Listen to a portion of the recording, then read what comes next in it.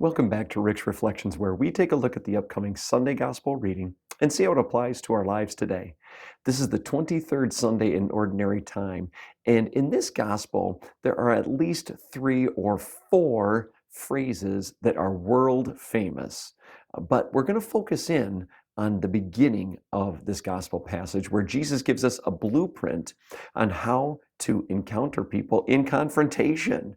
Don't we always want to know, how do we deal with this situation when we don't agree or don't get along, or when we've been wronged and we needed to bring it to somebody's attention?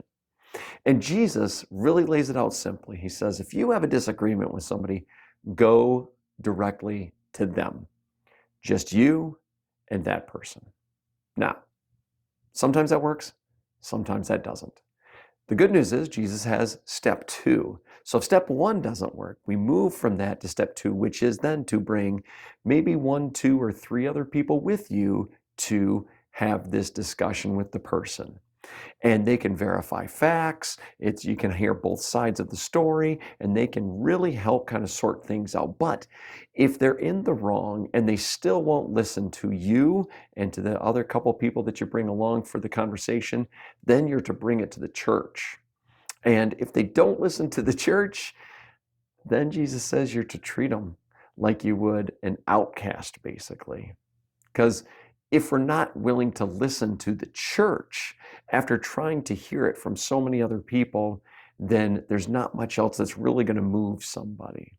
So it's actually pretty simple. If you have a disagreement, an argument, you feel slighted, somebody's done you wrong, go directly to the person first.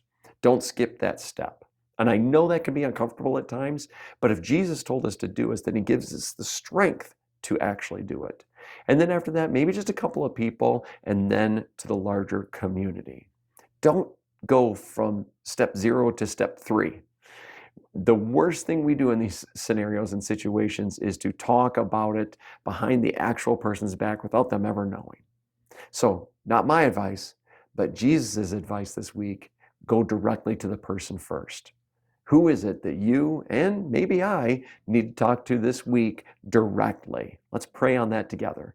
Thank you so much for joining us. We look forward to seeing you next time on Rich Reflections.